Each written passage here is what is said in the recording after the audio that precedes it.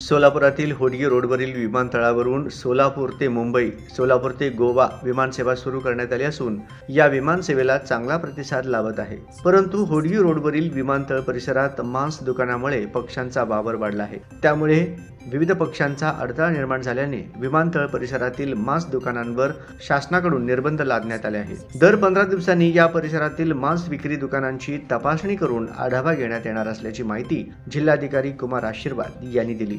विमानतळ परिसरात मांस विक्रीमुळे मांस तुकडे खाण्यासाठी पक्षी आकाशात घिरटे घालत आहेत। त्यामुळे विमानतळ परिसरात प्रवाशांच्या सुरक्षेचा मुद्दा असल्याने नियमांची कडक अंमलबजावणी केली जात असल्याचेही जिल्हाधिकारी यांनी सांगितले। सोलापूर विमानतळ परिसरातील 10 मांस विक्री करणाऱ्या दुकानांची नोंदणी शासनाकडे करण्यात आली आहे। या दुकानांची दर 15 दिवसांनी तपासणी करण्यात येत आहे। दुकानाच्या परिसरात कुठेही उघड्यावर मांस पडणार नाही, त्यामुळे पक्षी किंवा भटकी कुत्रे यांची संख्या वाढणार नाही याची दक्षता घेतली जात आहे। सोलापूर विमानतळाच्या लगतच असलेली अतिक्रमण काढण्यात येत आहे। याशिवाय या ठिकाणी असलेल्या मोकाट कुत्र्यांचाही बंदोबस्त करण्यात येत आहे। सुरक्षा कर्मचारी यांच्या संख्येतही वाढ करण्यात आली आहे। विमानतळ परिसरात विमानसेवेसाठी आवश्यक असलेली सर्व सुरक्षा यंत्रणा तैनात करण्यात आली आहे। विमानतळाच्या परिसरात सुरक्षेच्या कारणास्तव 10 सीसीटीव्ही कॅमेरे बसवण्यात आले असून आणखी 15 सीसीटीव्ही कॅमेरे बसवण्याच्या सूचना विमानतळ प्राधिकरणाला दिल्याची माहिती जिल्हाधिकारी कुमार आशीर्वाद यांनी दिली।